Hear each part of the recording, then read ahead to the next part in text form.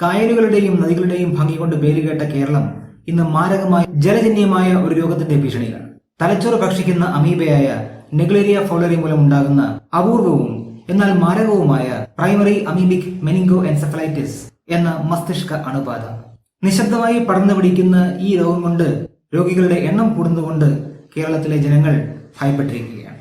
അദൃശ്യനായ ഈ കൊലയാളി എങ്ങനെയാണ് ആക്രമിക്കുന്നതെന്നോ എന്തുകൊണ്ടാണ് ഇതിന്റെ ആക്രമണത്തെ തടയുന്നത് ഇത്രമാത്രം പ്രയാസകരമാകുന്നതെന്നോ ചുരുക്കം ചില ആൾക്കാർക്ക് മാത്രമേ അറിയുന്നുള്ളൂ. പ്രൈമറി അമീബിക് മെനിങ്കോ എൻസെഫലൈറ്റിസ് എന്ന ഈ രോഗം എന്താണ്? ഈ രോഗം ഉണ്ടാക്കുന്ന ജീവി ഏതാണ്? ശരിക്കും ഈ ജീവി തലച്ചോർ ഭക്ഷിക്കുന്നുണ്ടോ? എന്താണ് മനുഷ്യന് ഈ അസുഖം വരുത്തുന്ന ബുദ്ധിമുട്ടുകൾ? മാരകമായ ഈ രോഗവ്യാപനത്തിന് പിന്നിലെ ഞെട്ടിക്കുന്ന വസ്തുതകളാണ് നമ്മൾ ഇന്ന് സംസാരിക്കുന്നത്. നമസ്കാരം, ചെറുതല്ല കാര്യത്തിന്റെ പുതിയ വീഡിയോയിലേക്ക് എല്ലാവർക്കും സ്വാഗതം. യൂക്യാരിയോട്ടുകൾ എന്ന വർഗത്തിൽപ്പെടുന്ന സ്വതന്ത്രമായി ജീവിക്കുന്ന ഒരു ഏകകോശ ജീവിയാണ് നെഗ്ലേരിയ ഫൗളറി. പെർക്കുളോസോവ എന്ന ഫൈലത്തിൽപ്പെടുന്ന ഈ ജീവിക്ക് ഇതിന്റെ ജീവിതത്തിൽ 3 രൂപങ്ങളുണ്ട്.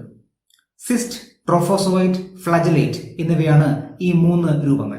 ഇതിൽ ട്രോഫോസോവൈറ്റ് അഥവാ അമീബോയിഡ് രൂപമാണ് രോഗകാരണമാകുന്നത്.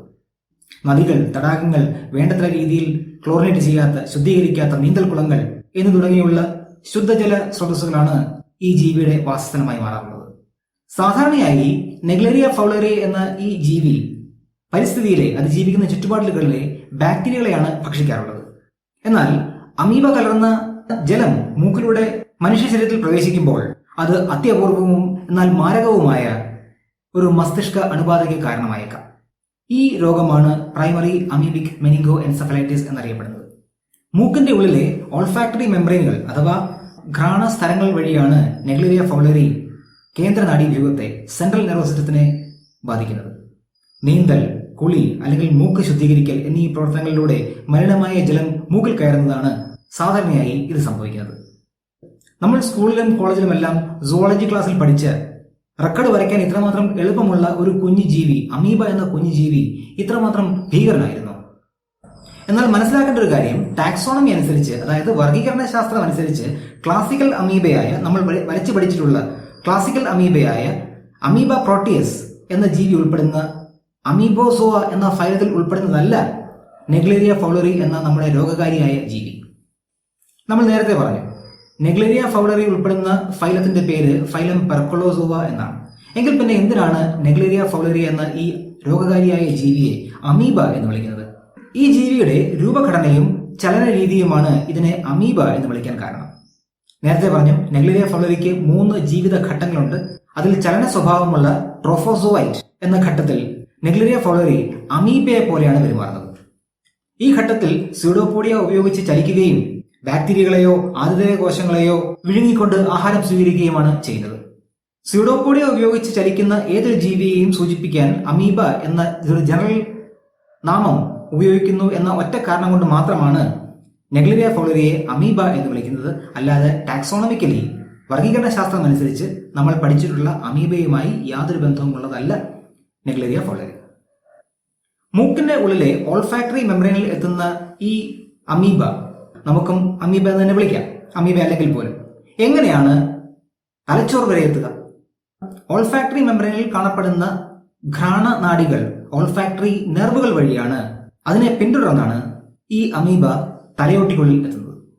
നിരവധി ഓൾഫാക്ടറി നെർവുകൾ ചേർന്ന് തലയോട്ടിക്കുള്ളിൽ അല്ലെങ്കിൽ തലച്ചോറിന്റെ അടുത്തായി ഓൾഫാക്ടറി ബൾബ് എന്ന ഒരു ഭാഗം രൂപപ്പെട്ടിട്ടുണ്ട്. ഓൾഫാക്ടറി നെർവ് വഴി ഉള്ളിലേക്ക് എത്തുന്ന അമീബ ഓൾഫാക്ടറി ബൾബിൽ എത്തുകയും അവിടെ നിന്ന് തലച്ചോറിന്റെ വിവിധ ഭാഗങ്ങളിലേക്ക് വ്യാപിക്കുകയുമാണ് ചെയ്യുക. തലച്ചോറിൽ എത്തപ്പെടുന്ന നെഗ്ലേരിയ ഫൗളറി എന്ന അമീബ ട്രോഗോസൈറ്റോസിസ് എന്ന പ്രക്രിയയിലൂടെ സാവകാശം തലച്ചോർ കോശങ്ങളെ തിന്നാൻ തുടങ്ങും. ട്രോഗോസൈറ്റോസിസ് എന്നത് ഒരു കോശം മറ്റൊരു കോശത്തിൽ നിന്ന് അതിന്റെ പ്ലാസ്മ മെംബ്രെയിന്റെയും ഉപരിതല പ്രോട്ടീന്റെയും ചിലപ്പോൾ സൈറ്റോപ്ലാസത്തിന്റെയും ഭാഗങ്ങൾ അടർത്തി മാറ്റി സ്വന്തമാക്കുന്ന പ്രക്രിയയാണ്. ഇതിനെ ഒരു കോശം മറ്റൊരു കോശത്തെ നുള്ളി തിന്നുന്നത് പോലെയോ അല്ലെങ്കിൽ കടിച്ചു തിന്നുന്നത് പോലെയോ കുറിക്കുന്നത് പോലെയോ ഒക്കെ സൂചിപ്പിക്കാം. ഇതോടെ ഇത് രോഗകാരിയായി മാറുകയും പ്രൈമറി അമീബിക് മെനിങ്കോ എൻസെഫലൈറ്റിസ് അഥവാ PAM എന്ന രോഗം വരുത്തിവെക്കുകയും ചെയ്യും. പ്രൈമറി അമീബിക് മെനിങ്കോ എൻസെഫലൈറ്റിസ് സാധാരണ കണ്ടുവരുന്ന ബാക്ടീരിയൽ വൈറൽ മെനിഞ്ചൈറ്റിസിന്റെ എല്ലാ ലക്ഷണം കാണിക്കാറുണ്ട്. രോഗം ആരംഭിക്കുമ്പോൾ നിരവധി രോഗലക്ഷണങ്ങളാണ് കാണപ്പെടുക. രോഗകാരികളോട് പ്രതികരിക്കുന്നതിന്റെ ഭാഗമായി ശരീരത്തിൽ ഉൽപ്പാദിപ്പിക്കപ്പെടുന്ന സൈറ്റോകൈനുകൾ ഹൈപ്പോതലാമസിലെ താപ നിയന്ത്രണ ന്യൂറോണുകളെ ബാധിക്കുകയും അത് ശരീരത്തിന്റെ ചൂട് വർദ്ധിക്കാൻ ഇടയാകുകയും ചെയ്യും. ഇതുകൂടാതെ സൈറ്റോകൈനുകൾ പ്രോസ്റ്റാഗ്ലാൻഡിൻ E2 ഉൽപ്പാദനം വർദ്ധിപ്പിക്കുകയും അതുവഴി ശരീരത്തിന്റെ ചൂട് അമിതമായി കൂടുകയും ചെയ്യും. സൈറ്റോകൈനുകൾക്ക് പുറമെ രോഗകാരികൾ പുറത്തുവിടുന്ന എക്സോടോക്സിനുകൾ ഇൻട്രാക്രേനിയൽ പ്രഷർ കൂട്ടുന്നതിനാൽ, തലയോട്ടിക്ക് ഉള്ളിലെ പ്രഷർ കൂട്ടുന്നതിനാൽ വേദന അനുഭവപ്പെടാൻ തുടങ്ങും. ഇത്തരത്തിലുള്ള സൈറ്റോടോക്സിക് മോളിക്യൂളുകളുടെ ഉൽപ്പാദനം നെക്രോസിന് അഥവാ സെല്ലുകളുടെ നാശത്തിന് കാരണമാവും.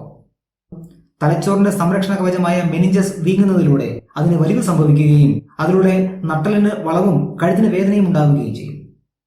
ആത്യന്തികമായി മെനിഞ്ചസ് വീങ്ങുന്നത് മൂലം ഇൻട്രാക്രേനിയൽ പ്രഷർ വർദ്ധിച്ച് തലയോട്ടിക്കുള്ളിലെ പ്രഷർ മർദ്ദം വർദ്ധിച്ച് കേന്ദ്ര നാഡീവ്യൂഹത്തെ, സെൻട്രൽ നെർവസ് സിസ്റ്റത്തിനെ തകർക്കുന്ന, നശിപ്പിക്കുന്ന അവസ്ഥയിലേക്ക് എത്താം. ഇത് രോഗി അപസ്മാര ലക്ഷണം കാണിക്കാനും ഇടയാക്കിയേക്കാം. 2025 കേരളത്തിൽ 42 primary amoebic meningo encephalitis report ചെയ്യപ്പെട്ടിട്ടുണ്ട്. അതിൽ 5 മരണങ്ങൾ ഉണ്ടാവുകയും ചെയ്തു. ഈ രോഗത്തോടുള്ള ഒരു പ്രതിരോധം എന്ന രീതിയിൽ കേരള ആരോഗ്യവകുപ്പ് നിരീക്ഷണം ശക്തമാക്കുകയും ജലശുദ്ധീകരണം പ്രോത്സാഹിപ്പിക്കുന്നതിനും പൊതുജന അവബോധം വളർത്തുന്നതിനും ജലജീവൻ എന്ന പേരിൽ ഒരു ക്യാമ്പയിൻ ആരംഭിക്കുകയും ചെയ്തിട്ടുണ്ട്. അന്റാർട്ടിക്ക ഒഴികെ ലോകത്ത് എല്ലായിടത്തും നെഗ്ലേരിയ ഫൗളറി എന്ന ഈ ജീവിയുടെ സാന്നിധ്യം കണ്ടെത്തിയിട്ടുണ്ട്. അപൂർവമാണെങ്കിലും അമേരിക്ക, ഇന്ത്യ, തെക്ക് കിഴക്കൻ ഏഷ്യ എന്നിവിടങ്ങളിൽ ഈ ജീവി കാരണമുണ്ടാകുന്ന രോഗങ്ങൾ കാര്യമായി റിപ്പോർട്ട് ചെയ്യപ്പെട്ടിട്ടുണ്ട്. ജനിതക പഠനങ്ങൾ സൂചിപ്പിക്കുന്നത് രോഗകാരികളായ നെഗ്ലേരിയ ഫൗളറി രോഗമുണ്ടാക്കാത്ത ഇനങ്ങളിൽ നിന്ന് പരിണമിച്ചുണ്ടായതായിരിക്കാം എന്നാണ്. കാലാവസ്ഥാ വ്യതിയാനം, ജലത്തിന്റെ ചൂടിലുള്ള വർധന, ജല ഉപയോഗം, ഭൂവിനിയോഗം തുടങ്ങിയ പല പാരിസ്ഥിതിക പ്രശ്നങ്ങൾ ഇതിന് ഉത്തേജകമായി മാറിയിട്ടുണ്ടാവാം എന്ന് പഠനങ്ങൾ പറയുന്നു. നമ്മുടെ ചുറ്റുപാട് നോക്കിയാൽ തന്നെ അറിയാം. നമ്മുടെ നാട്ടിലുണ്ടായിരുന്ന, നേരത്തെ ഉണ്ടായിരുന്ന ജലസ്രോതസ്സുകൾ പലതും നശിച്ചു പോയിട്ടുണ്ട്, മലിനമാക്കപ്പെട്ടിട്ടുണ്ട്. നേരെ ചൊവ്വയുള്ള നീരൊഴുക്കുകൾ ഒന്നും ഈ ജലാശയത്തിൽ ഇപ്പോൾ നടത്തപ്പെടുന്നില്ല. അതിനുള്ള വഴികളില്ല. വർദ്ധിച്ചു വരുന്ന ജനസംഖ്യ, അതനുസരിച്ചുണ്ടാകുന്ന വീടുകളുടെ എണ്ണത്തിലുള്ള വർധന, ഇതെല്ലാം പരിസ്ഥിതി മലിനീകരണത്തിന് കാരണമായെന്നുള്ളത് ഉറപ്പാണ്. കേരളത്തിൽ ജലസ്രോതസ്സിലും മണ്ണിലും E. coli എന്ന ബാക്ടീരിയയുടെ സാന്നിധ്യം ക്രമാതീതമായി കണ്ടെത്തിയിട്ടുണ്ട്. നെഗ്ലേരിയ ഫൗളറി എന്ന ജീവി ബാക്ടീരിയ എന്ന് ജീവിക്കുന്നതാണ്. E. coli ഒരു ബാക്ടീരിയയാണ്. ഒരുപക്ഷെ E. coli എന്ന ബാക്ടീരിയയുടെ വർധനയാണോ നെഗ്ലേരിയ ഫൗളറി എന്ന് പറയുന്ന ഈ ജീവിയുടെ, രോഗകാരിയായ ഈ ജീവിയുടെ വർധനയ്ക്ക് കാരണം എന്ന് ന്യായമായി നമുക്ക് സംശയിക്കാം. എന്നാൽ ആരോഗ്യമേഖലയിലെ വിദഗ്ധർ ഇപ്പോൾ ആശങ്കപ്പെടുന്നത് നെഗ്ലേരിയ ഫൗളറി കൊണ്ടുണ്ടാകുന്ന പ്രൈമറി അമീബിക് മെനിങ്കോ എൻസെഫലൈറ്റിസ് കൊണ്ട് മാത്രമല്ല, മറ്റൊരു അമീബിക് മസ്തിഷ്ക ജ്വരം കൂടി ഇപ്പോൾ കേരളത്തിൽ റിപ്പോർട്ട് ചെയ്യപ്പെടുന്നതായി പറയപ്പെടുന്നു. അതിന്റെ പേര് ഗ്രാനുലോമാറ്റസ് അമീബിക് മെനിങ്കോ എൻസെഫലൈറ്റിസ് എന്നാണ്, GAE. അപൂർവമാണെങ്കിലും ഇതും കേന്ദ്ര നാഡീവ്യൂഹത്തെ, സെൻട്രൽ നെർവസ് സിസ്റ്റത്തിനെ ബാധിക്കുന്ന ഒരു അണുബാധയാണ്. സാധാരണയായി രോഗപ്രതിരോധ ശേഷി കുറഞ്ഞവരെയാണ് ഇത് ബാധിക്കുന്നതെങ്കിലും അപൂർവമായിട്ടാണെങ്കിലും പ്രതിരോധശേഷി ഉള്ളവരിലും ഈ രോഗബാധ കണ്ടുവരുന്നുണ്ട്. നെഗ്ലേരിയ ഫൗളറി അല്ല ഈ പറഞ്ഞ രോഗത്തിന് കാരണമാവുന്നത്, മറ്റൊരു കൂട്ടരാണ്. അക്കാന്തമീബ, ബാലമൂത്തിയ എന്നിങ്ങനെയുള്ള സ്വതന്ത്ര അമീബകളാണ് GAE അഥവാ ഗ്രാനുലോമാറ്റസ് അമീബിക് മെനിങ്കോ എൻസെഫലൈറ്റിസ് എന്ന രോഗം ഉണ്ടാക്കുന്നത്. പ്രൈമറി അമീബിക് മെനിങ്കോ എൻസെഫലൈറ്റിസ് അഥവാ PAM ഉണ്ടാക്കുന്ന ജീവിയായ നെഗ്ലേരിയ ഫൗളറി അമീബയുടെ വർഗത്തിൽപ്പെടുന്നതായിരുന്നില്ല എങ്കിൽ GAE അഥവാ ഗ്രാനുലോമാറ്റസ് അമീബിക് മെനിങ്കോ എൻസെഫലൈറ്റിസ് ഉണ്ടാക്കുന്ന ജീവികളായ അക്കാന്തമീബ, ബാലമൂത്തിയ എന്നിവ അമീബ വർഗത്തിൽപ്പെടുന്നവ തന്നെയാണ്.